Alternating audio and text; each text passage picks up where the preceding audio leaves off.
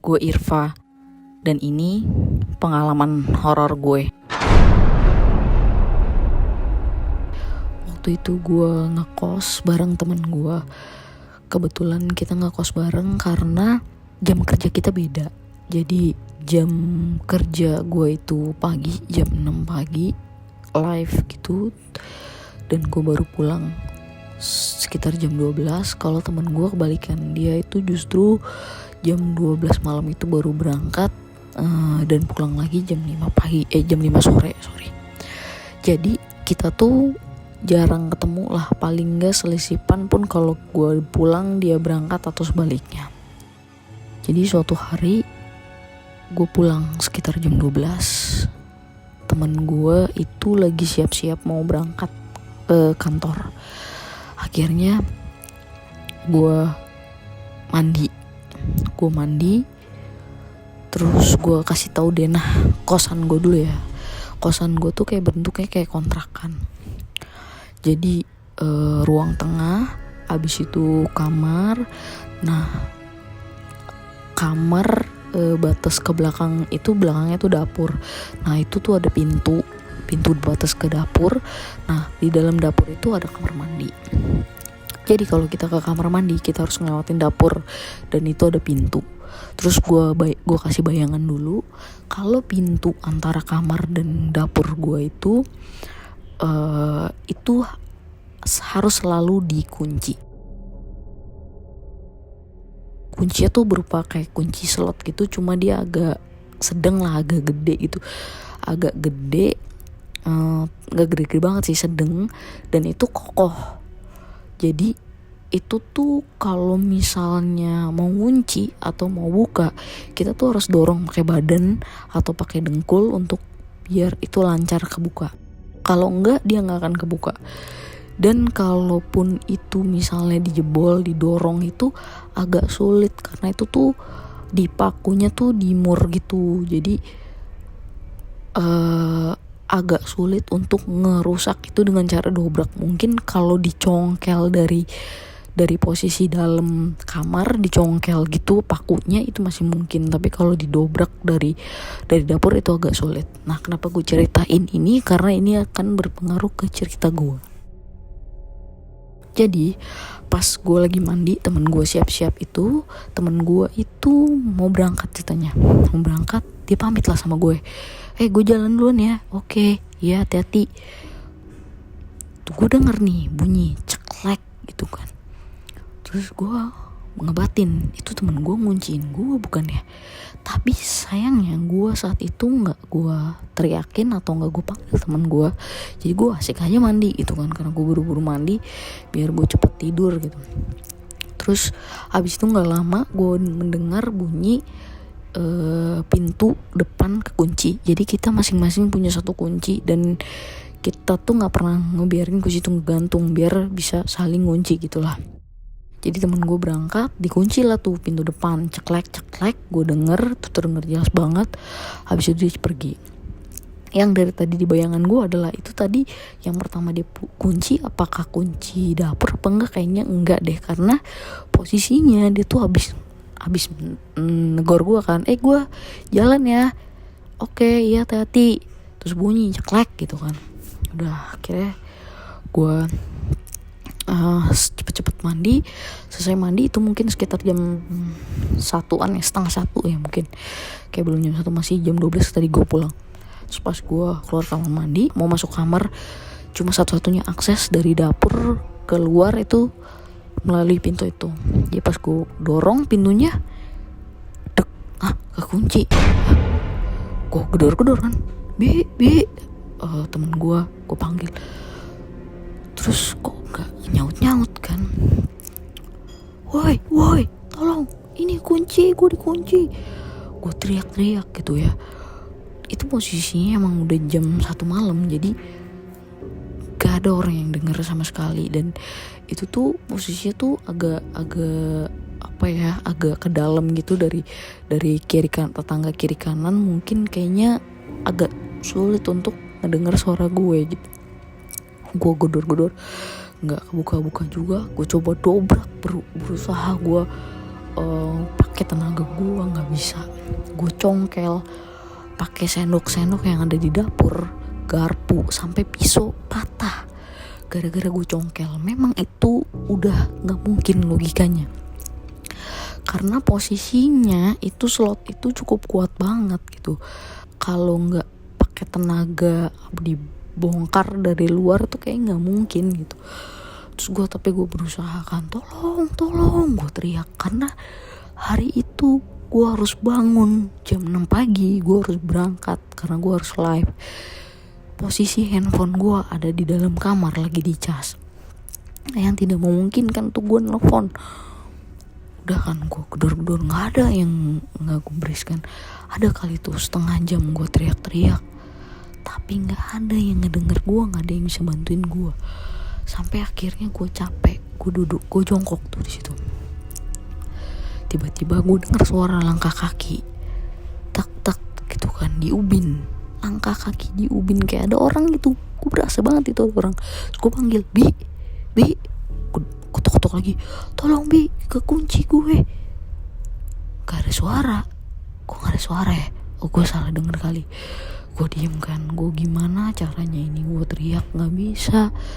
Terus akhirnya gue denger lagi suara langkah kaki, tapi ini suaranya lebih deket dan suaranya beda. Jadi kalau di kamar gue itu tuh ada karpet dari karet itu loh, karpet dari karet. Nah ketika ada orang lewatin itu pasti akan bunyi.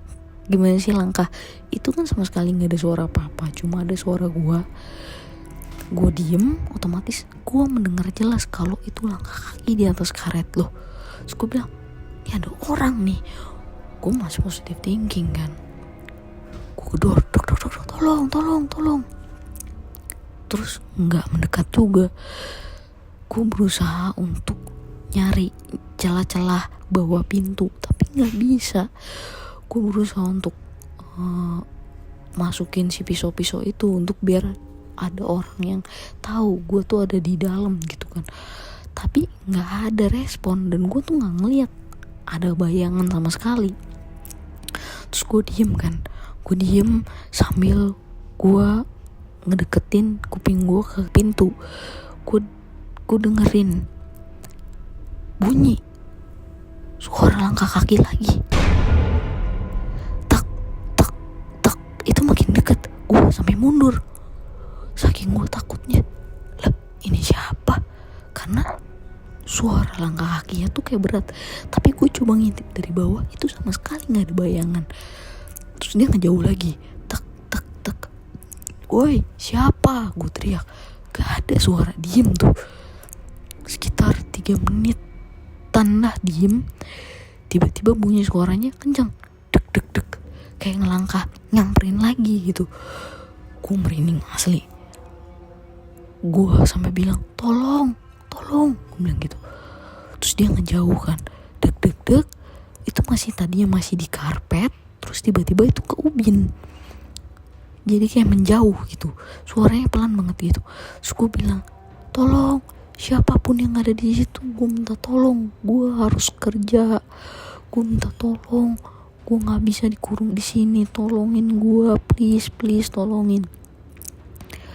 Terus tiba-tiba gue denger suara 2 langkah kaki tapi berhenti. Udah habis itu gak ada suara sama sekali.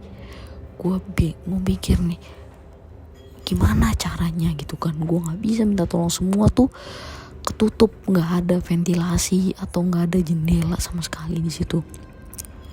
Sampai akhirnya tiba-tiba bunyi ceklek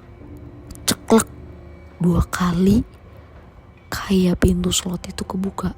Jadi kan itu emang agak keras, jadi kalau buka tuh harus pakai tenaga, tak dorong dikit tak gitu. Dan itu gue harus dorong pakai badan biar bisa masuk kalau misalnya orang ada dari luar masuk ke dalam. Alhamdulillah gue dorong pintu, gue bisa keluar. Terus gue langsung lari ke depan. Gue pikir teman gue mau marah-marah kan. Pas gue keluar kamar lah, gue nggak ada siapa-siapa. Gue cek pintu masih kekunci. berarti temen gue ngunci pintu dari luar. Ini siapa? Gue cek kunci kamar gue masih ada di samping handphone gue. Kalaupun itu maling tuh handphone gue udah pasti diambil, laptop gue udah pasti diambil. Tuh enggak. Gue bingung ini siapa. Bi, gue panggil temen gue masih mikir temen gue nggak ada. Akhirnya gue mikir ini, gue cek lah tuh si slot itu masih dalam keadaan bagus, masih nggak rusak. Berarti bukan karena gue dorong, bukan karena gue congkel. Gue mikir siapa ini. Akhirnya gue telepon temen gue. Gue coba telepon temen gue. Gue tanya, di mana lu? Di kantor. Kenapa? Lu ngunciin gue. Hah? Dikaget kan ngunciin.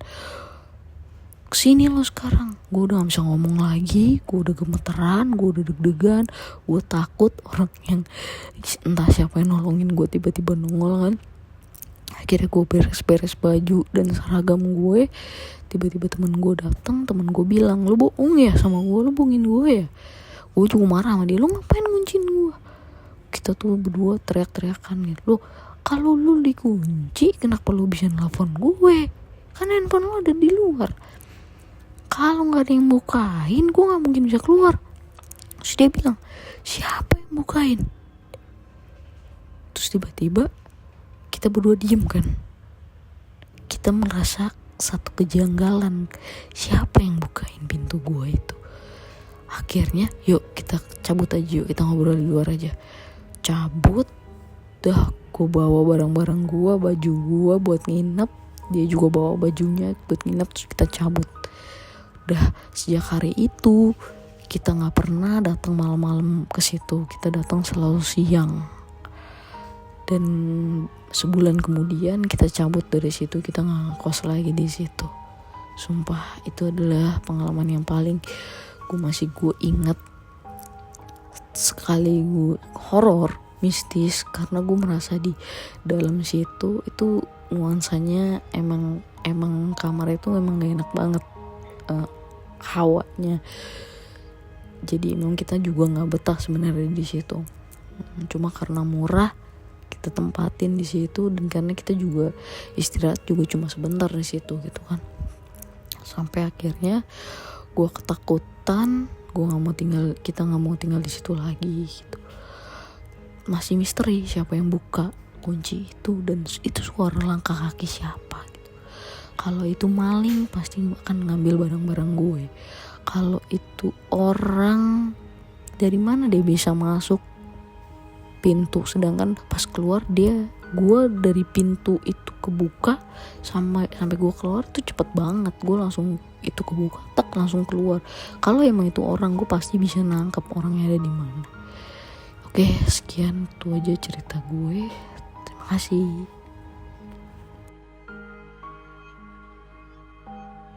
Kirimkan cerita horormu ke link yang ada di kolom deskripsi. Dan dapatkan souvenir menarik dari Trans 7. Jangan lupa like dan subscribe supaya kamu tidak ketinggalan cerita horor selanjutnya.